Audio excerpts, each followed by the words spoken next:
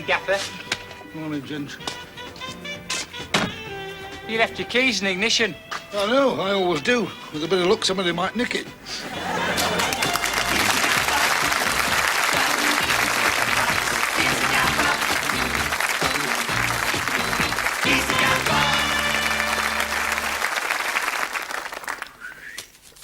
Bit late this week, isn't it? Harry, the gaffer wants to see you. Well, he's not getting it back.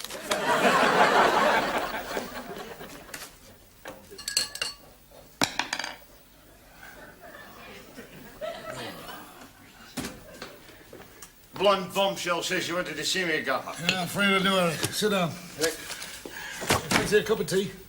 Did Betty make it? Yeah, of course. No, thank you. You've got no spirit of adventure, that's your trouble. Right then. What's the problem? The problem is, Harry, I'm afraid I'm being pressurised to send you to pastures new. Do you mean I'm to be given the golden arm lock? With nothing but my redundancy pay and the loan of a security car van? I'm afraid it's a bit more worse than that. I've got to promote you. Promote me? That's right. You were to be the new works manager. Started the minute you come out of your faint. Gaffer, you must have gone out of your tiny abacus. Harry, you got no more choice than I had. The irascible force has ganged up with the irreducible object. Come again? Your missus and mine. Those two bastionesses of the Conservative Coffee Club have joined forces. What do you mean? Well, I'm afraid our wives feel that it doesn't really sound right for the lady president to refer to the Madam Chairperson as the wife of my husband's shop steward. So, you are now management lad, by order. But, I mean, I was just on my way in to see you with a legitimate industrial complaint in my capacity as shop steward. Well, you're the manager, go and deal with it. Just make sure that any compromise you reach is biased heavily in my favour. You're going to just carry on as shop steward at the same time? Harry, if your wife or my wife asks, then you are the new manager.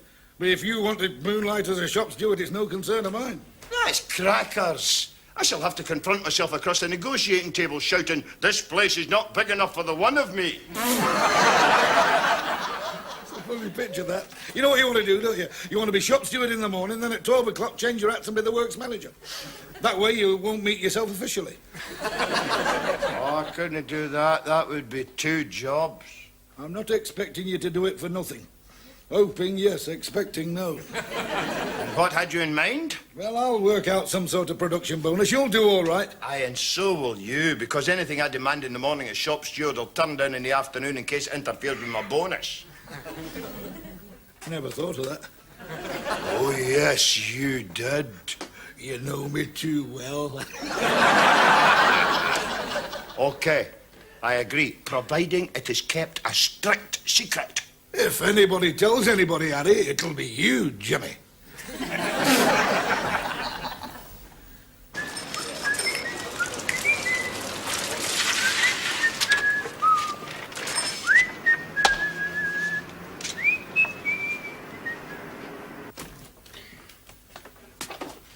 Haven't I seen that face somewhere before? I beg your pardon?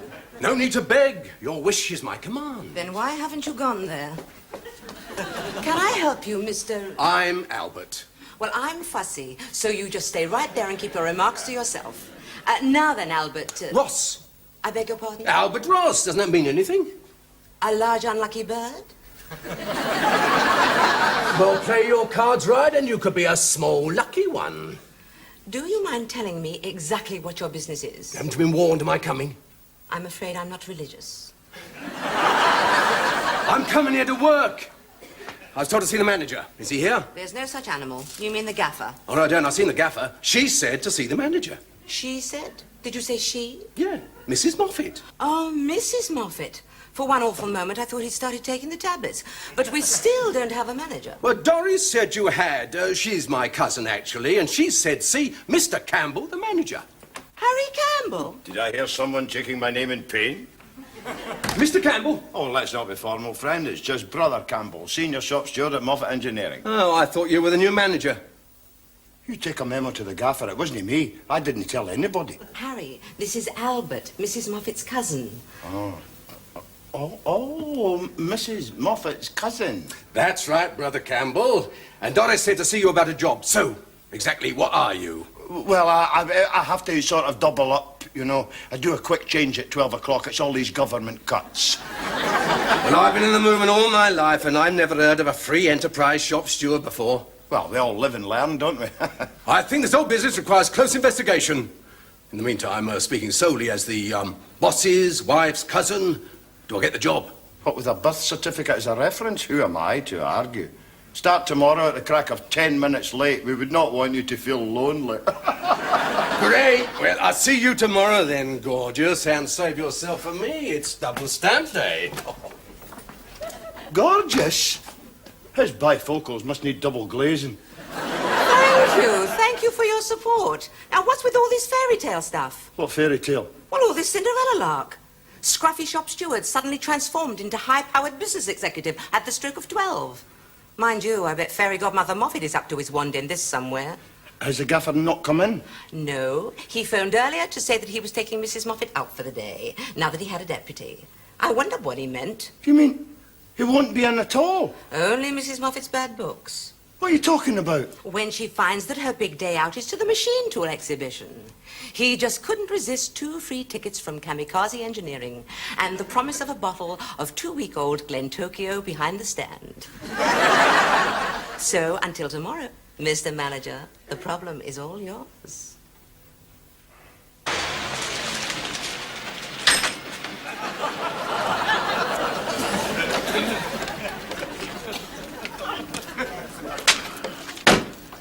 But politically speaking, it places me in a very embarrassing situation. Morning, Betty. Morning, Mr. Shop Steward. And what time of day do you call this? Beg your pardon? Just strolling in here at 11:30 as if you owned the place? Has there been a takeover during the night? That was a nice thing you did, wasn't it? Taking a day off without warning. Oh, yes, leaving me knee-deep in the nitrates, up to here in red face. Would you like to translate some of this and tell me what I've done? You didn't warn us about Cousin Albert's, that's what you've done. That two-faced left-wing pseudo-intellectual hasn't turned up already, has he? Only asking to see the works manager, who should be nameless because you forgot to tell me it was Harry. Why didn't you tell us Albert was coming? I didn't know myself until Doris sprang it on me at the tools exhibition. She suddenly said that with Harry being promoted, the reason for which is becoming increasingly obvious by the second, because he'd been promoted, we were a man short, so she told her cousin Albert to apply for the job. I was so surprised I backed onto a lathe. That must have given him a nasty turn, eh? Yes. He's her favourite cousin, but their public opinion polls apart. She's true blue ring story and he's as red as an embarrassed robin. What could they possibly have in common? They probably went to different universities together. She used to be potty about him when they were younger. They were engaged to be married at one time. You can't marry your own cousin, can you? Of course you can. He's her second cousin twice removed. Must have got he'd make it the hat trick. You can say that again. I think it could be trouble. Don't worry, Betty. I'll find some way of not setting him on. Look, Gaffer... I'll tell Doris it's the fault of that Jewish fellow who does all the arrangements between the TUC and the Labour Party. Solomon Binding. Gaffer, would you listen? You're too late. Albert started this morning. What, you mean he's working here already? I didn't actually say that. Since he clocked on, his tongue's been in piecework and his backside's been in a guaranteed week. We're not having outsiders doing that. We've got to get rid of him and quick. We? Well, I can't be involved because of Doris, but it shouldn't be any trouble for Harry. What, me? Well, you're the shop steward. Tell the lads to send him to Coventry. Then as works manager, tell him you got to sack him because the others won't work with him. I need an excuse to do that. Well, nick his union ticket and then call for a card check. I'll never get him to take his jacket off. Why not try turning the heating up from AC to stone cold? There's no need to go to extremes. Look, just play it by ear, Harry. You'll think of something. All right. I've just thought of something. Why am I doing this? Because? Oh.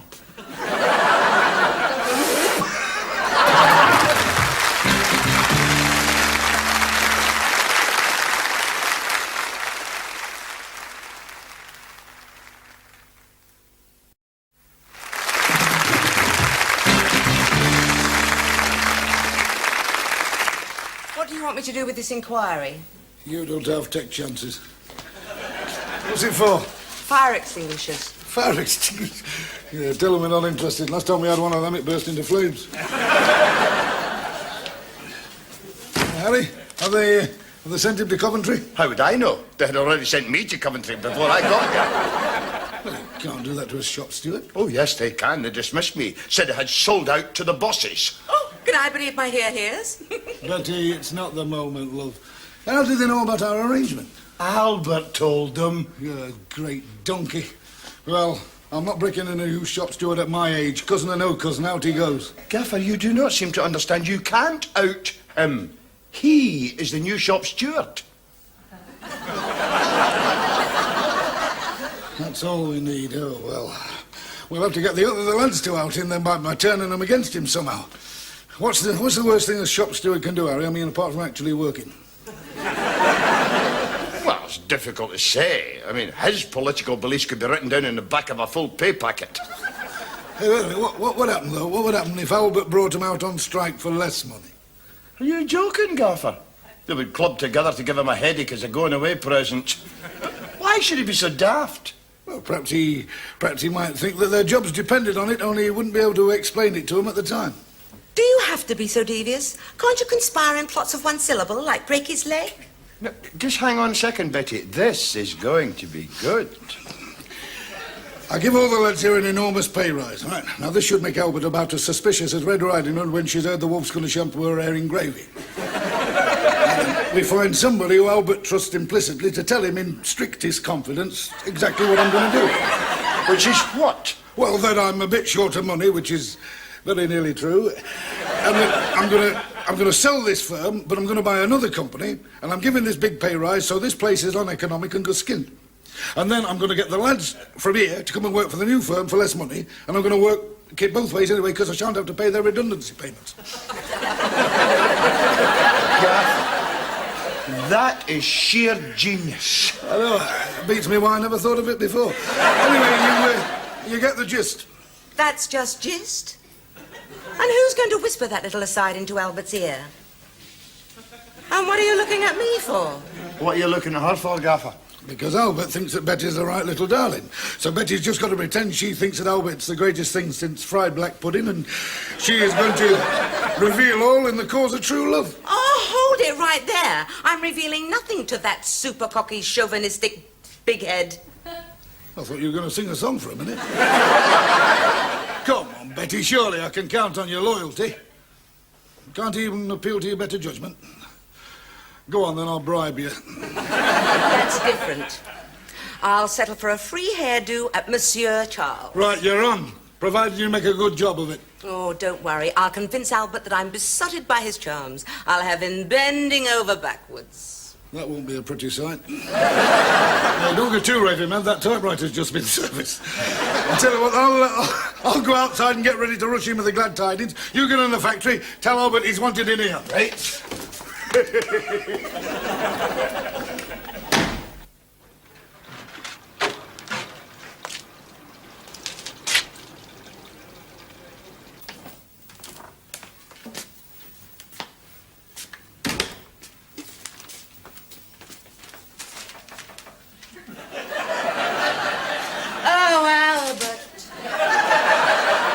Oh, Albert. Harry said you wanted me. We're only with every fibre of my horsehair chaise long. Pardon? Oh, Albert.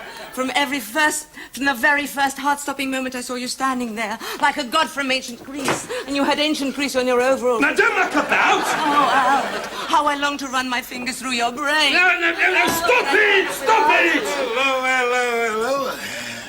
And what are you two lovebirds up to? Lovebirds? Well, I don't think anything will happen to the eggs.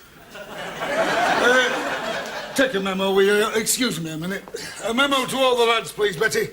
Just to say that because of the new contract, I'm giving them all a 20% pay rise. 20%? Oh, go on then, Albert. Make it 22.5. 22.5? Well, you're a hard negotiator. All right, 25.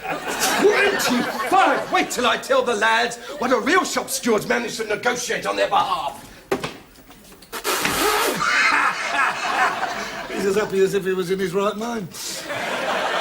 How did it all go? Like soup through a sock. He gave me the brush off. I knew it. You've lost your lure, girl. I thought it for a long time. You're over the top. Oh, no, I'm not. Oh, yes, you are. I bet I could still turn you on. You might turn me on. You'd never get me started. Come on, you know you fancy me. Don't start something you can't finish. Come on, you jolly green giant. Oh, God! Get off! Betty! Bet! You're sitting on me keys. Off.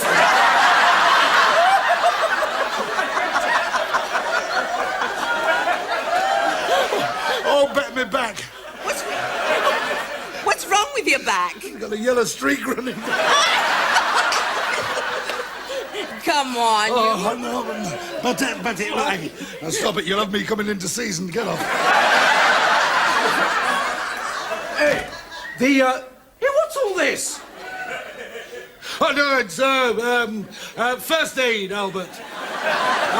We do it a lot. I'm just showing Betty how to give the kiss of life, you know. Are you trying to kid? You think you can fool me, don't you, by getting Betty to make up to me so I wouldn't suspect that you two are at it? When I decide what you mean by at it, I shall probably punch holes in your earlobes and file you in the get lost ledger. Betty, that is no way to talk to the light of your life. Well, the light's gone out. He's getting on my wick. Yeah, she don't mean that, Albert. She worships the very... You look what you've done now, you sex maniac. Oh, now we are in trouble.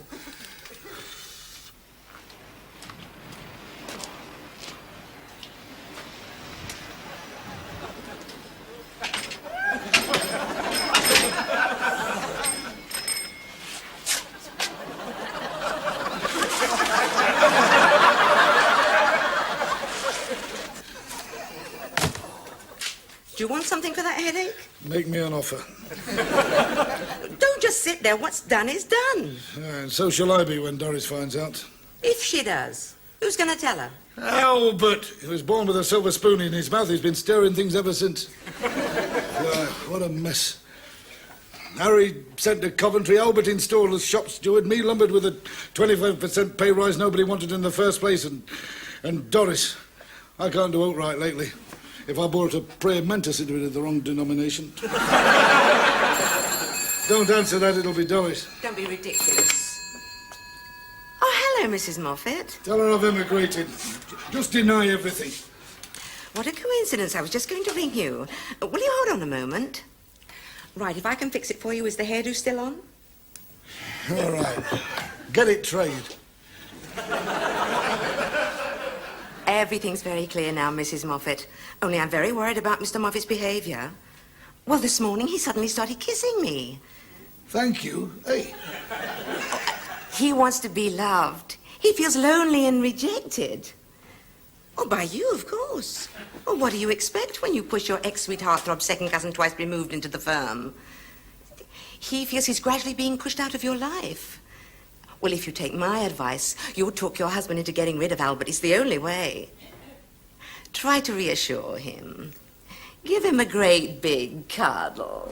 Not until I've checked the stresses on my ribcage, she doesn't. Oh, any time, Mrs. Moffat. If I can help somebody as I pass along, then my lying will not be in vain. Well, that's it. Your wife's going to talk you into giving Albert the elbow, and she gets the rest of you. I've got mixed feelings about that and all. If only we could get the lads to turf out Albert. You've got no chance. Gaffer, you are a ruddy marvel. Have I ever denied it? What finally convinced you then, Harry? The way you suddenly switched plans and got Albert to believe all that rubbish about you and Betty. Oh, brilliant. Albert, he comes dashing in there and he's yelling, "We are not going to accept that rise. The gaffer is trying to bribe us so that we won't tell about him and Betty." Well, when the lads finally stopped laughing and realised he was actually serious about it, they chucked him straight out in his 2-foot rule. Gaffer, I do not know how you do it. No, well, I'm not too sure myself. Does this mean, you are shop stewarding, I presume? On probation, provided I confirm that rise you offered Albert. Don't make me laugh, I've got a cut lip.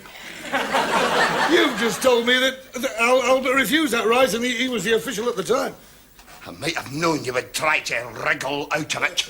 Betty, get me the branch secretary on that phone. Hey, wait, who said you could use my phone in my time? There was a recent agreement between union and management about it. I know. I was both at the time. Harry? Thank you. Brother Wagstaff, this is Brother Campbell here. Now listen, brother. As branch secretary... Pardon? When? Oh, no. Brother Wagstaff has been suspended pending investigations into certain alleged irregularities. It never rains, but yet it waters somebody's garden.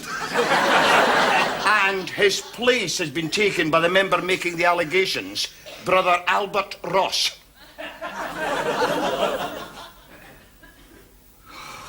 Hang on a second, Brother Wagstaff. I think we are getting an idea. Wagstaff, Fred Moffat. Look, don't panic. Remember you're British. Oh, well, forget I said that then. Look, don't worry about this other business. We'll deal with that. We're experts. Can you be at the union office in the morning? That's the idea. Albert will receive an anonymous letter on our note paper. It'll just say, thanks for getting rid of Wagstaff, cousin. And there'll be 10 crisp £5 notes with it. Can you take it from there? I thought you might be able to. Hey, now, don't be silly. Of course, I'm not being generous. It'll be your 50 quid. Hey, wait a minute. I'm not finished yet. I'm not doing this for a note, you know. My fee, yes, my fee will be an attack of amnesia on your part regarding any unguarded comments I might have made about our lads getting 25% rises. Agreed? Thank you. He's a gaffer. You can't try it on with him. He's a gaffer.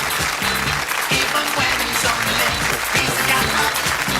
When his back's against the wall. And the answer to all. Doesn't trust the politicians to the left or to the right. Because they're all the same in office when we make it overnight. Resents the time he spends on paperwork and VAT. Keeps the money that the taxman doesn't see. He's a gaffer. Doesn't need to take a mass. He's a gaffer.